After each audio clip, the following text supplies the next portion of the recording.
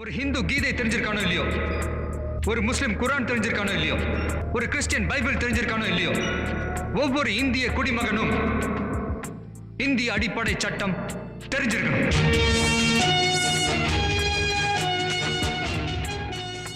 வணக்கம், சென்னை உயர்நீதிமன்ற வழக்கறிஞர் ரமேஷ் பேசுகிறேன். இம்முறை பேச போகிற தலைப்பு பார்த்திங்கன்னா முக்கியமான தலைப்பு தான். என்னென்னு பார்த்தீங்கன்னா, ஆர்டியில் தகவல் உரிமை சட்டத்தில் எல்லாரும் தகவல் கேட்கலன்னு தெரியும். பிரிவு 6 அதை பற்றி தெளிவாக சொல்லியிருக்காங்க. ஒரு தகவல் கேட்குறாங்கன்னா அந்த தகவல் எதுக்காக கேட்குறாங்க, ஏன் கேட்குறான்னு பொது தகவல் உள்ளவர் மனுதாரரை கேட்க முடியாது. அவங்களுடைய அட்ரஸ் ப்ரூஃப் கொடுங்க, அதை கொடுங்க, இதை கொடுங்கலாம் கேட்கக்கூடாது.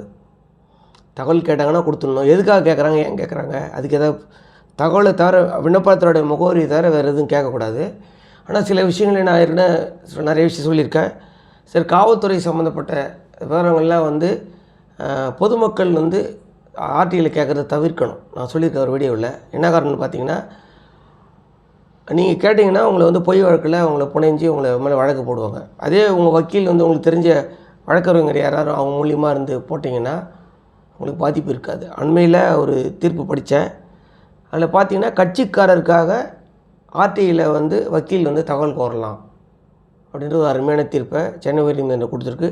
அந்த செய்தியை பேப்பர் செய்தியை சொல்லிவிட்டு அந்த தீர்ப்பை பற்றி வழக்கு நம்பர் அதெல்லாம் பற்றி நான் சொல்கிறேன். வாங்க. கொடுத்தது யார் பார்த்தீங்கன்னா, சென்னை உயர்நீதிமன்றம் மதுரை கிளை தான் கொடுத்துருக்கு. வாங்க விஷயத்துக்குள்ளே போயிடலாம். ஆர்டியில் வழக்கறிஞர் தகவல் கோரலாம்.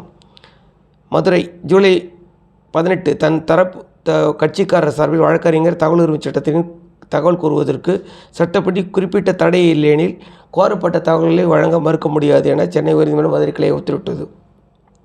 விருதுநகர் மாவட்டத்தைச் சேர்ந்த தனலட்சுமி தாக்கல் செய்த மனு. தகவல் உரிமை சட்டத்தின் ஆர்டிஐக்கு சில தகவல் கோரி மாநில பொது தகவல் ஆணையம் சென்னை மத்திய நில அலுவலக பொது தகவலருக்கு அனுப்பினேன். தகவல் அளிக்கப்படும். எனக்கு தேவையான தகவலை 30 நாட்களில் வழங்குமாறு சம்பந்தப்பட்ட தாசில்தாருக்கு மத்திய நில அளவை அலுவலக பொது தகவல் அலுவலர் துணை இயக்குனர் அனுப்பினார். பதில் இல்லை. எனது விண்ணப்பம் மற்றும் மேல்முறையீட்டு அடிப்படையில் தகவலை அளிக்க மாநில பொது தகவல் ஆணையத்திற்கு உத்தரவிட வேண்டும் எனவாறு குறிப்பிட்டிருந்தார். இந்த வழக்கு யார்கிட்ட வருதுன்னு பார்த்தீங்கன்னா, சென்னை உயர்நீதிமன்ற மதுரை கிளையில் தனலட்சுமின்ற கேஸ் போடுறாங்க. நீதியரசர் சி சரவணன்கிட்ட வருது. அவர் என்ன சொல்கிறான்னு பாருங்கள். ஒரு வழக்கில் குடிமகன் என்ற அடிப்படையில் மனுதாரர் தனிப்படும் முறையில் தகவல் கோரலாம். ஆனால் தனது கட்சிக்காரர் சார்பில் வழக்கறிஞர் தகவல் கோர முடியாது. மனு தள்ளுபடி செய்யப்படுகிறது என 2017 உயர்நீதிமன்றம் உத்தரவிட்டதாக தகவல் ஆணையம் தரப்பில் தெரிவிக்கப்பட்டது. அம்முடிவிற்கு எந்த அடிப்படையும் இல்லை. அம்முடிவை சட்டப்படி அனைத்திற்கும் பொதுவாக பொருந்தும் வகையில் பயன்படுத்த முடியாது. தனது தரப்பு கட்சிக்காரர் சார்பில் வழக்கறிஞர் தகவல் உரிமை சட்டத்தின் கீழ் தகவல் கோருவதற்கு சட்டப்படி குறிப்பிட்ட தடை எதுவும் இல்லையெனில் கோரப்பட்ட தகவலை வழங்க மறுக்க முடியாது. இப்போ கட்சிக்காரருக்காக கிளைண்ட்டுக்காக வக்கீல் ஒரு தகவல் ஆர்டியில் கேட்குறாரு. இப்போ தகவல் உரிமை சட்டத்தின்படி மனு செய்கிறோம் இல்லையா, அந்த இடத்துல என் கட்சிக்காரர் பேர் போட்டு இவங்களுக்காக நான் கீழ்கண்ட தகவல்களை கோரி ஒரு வக்கீல் மாநிலத்தில் இருக்கிற பொது தகவல் ரெட்டியோ மத்திய அரசாங்கத்தில் இருக்கிற பொது தகவல் ரெட்டியோ ஒரு தகவல் கேட்டால் அவங்க தகவலை கொடுக்க முடியாது. கட்சிக்காரருக்காக கிளைண்ட்டுக்காக வக்கீல் தகவல் கேட்க முடியாதுன்னு மறுக்க முடியாதுன்னு சொல்கிறார். இம்மனு 2018 தாக்கல் செய்யப்பட்டது. மனுதாரருக்கு தற்போது 79 வயது.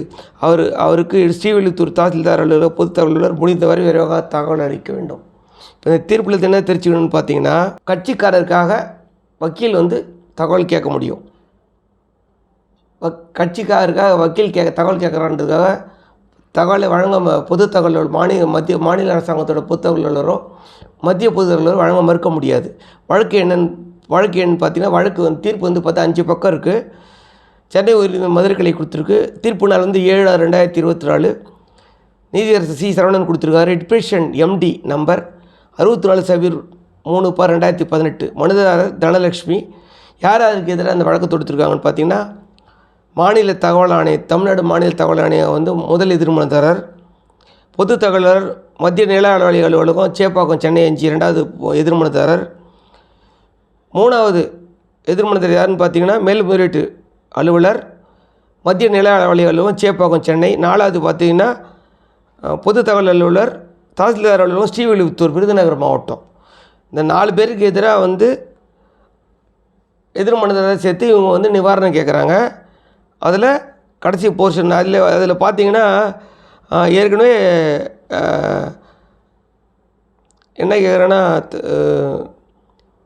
அந்த இவங்க அப்ளிகேஷனை வேறு இடத்துலேருந்து வேறு இடத்துக்கு ட்ரான்ஸ்ஃபர் பண்ணுறாங்க. இதில் வந்து என்ன பார்த்தீங்கன்னா தமிழில் இருக்குது. சில நீதிமன்ற தீர்ப்புகளை வந்து ஏற்கனவே கொடுத்த தீர்ப்புகளை வந்து திருப்புகளை காமிச்சிருக்காங்க மதுரை கிளை. நீங்கள் அதை பார்த்துக்குங்க. என்ன சொல்கிறாங்கன்னா writ petition MD number 4336/2017 N Saravanan versus chief commissioner second appeal authority Tamil Nadu state investigation commission Chennai and others அப்படியே 15/3 என்ன சொல்கிறாங்கன்னா அதை மட்டும் சொல்லிடுறேன். என்ன பாருங்கள், the writ petition is opposed the learned counsel for the respondent in the light order passed by MD number case number சொன்னேன் இல்லையா, on 15/3/2020 where in the court while disputing the writ petition has held that a citizen the petitioner can ask information personally but he is not advocate because of the client. அந்த வழக்கில் என்ன சொல்லியிருக்காங்கன்னா, ஒரு வக்கீல் வந்து கட்சிக்காரருக்காக தகவல் கேட்க முடியாத அந்த வழக்கை தள்ளுபடி பண்ணிட்டோம். அதனால் இந்த தீர்ப்பின் அடிப்படையில் எனக்கு தெரிஞ்சு என்னென்னு பார்த்தா இந்த தனலட்சுமின்ற இந்த அம்மா வந்து பார்த்திங்கன்னா அவங்க ஒரு மனுதாரர், அவருக்காக தான் அந்த தகவல் ஒருத்தர் கேட்க முடியாது அப்படின்னு சொல்கிறாங்க. வக்கீல் இவங்களுக்காக வக்கீல் கேட்டிருப்பாங்க போல தெரியும் தகவலை. வக்கீல் வந்து கிளைண்ட்டுக்காக தகவல் கேட்க முடியாது, இந்த மனு தள்ளுபடி வரனால இந்த தீர்ப்பின் அடிப்படையில் இவங்க கேட்ட தகவலை கொடுக்கக்கூடாது அப்படின்னு சொல்கிறாங்க. அதனால் இந்த தீர்ப்பில் என்ன சொல்கிறாரு அப்படின்னு பார்த்தீங்கன்னா, சட்டப்படி எந்த தடையும் கிடையாது, கிளைண்ட்டுக்காக வக்கீல் வந்து தகவல் கேட்கலாம். இந்த தீர்ப்பு வந்து 5 பக்கம் இருக்குது. டிஸ்கிரிப்ஷன் பாக்ஸ் கொடுங்க, டவுன்லோட் பண்ணி எடுத்துக்கணும். இந்த விஷயம் உங்களுக்கு ரொம்ப பயனுள்ளதாக நினைக்கிறேன். இந்த விஷயம் உங்களுக்கு பிடிச்சா லைக் பண்ணுங்கள், கமெண்ட் பண்ணி ஷேர் பண்ணி யூடியூப் சப்ஸ்கிரைப் பண்ணி. நன்றி, வணக்கம்.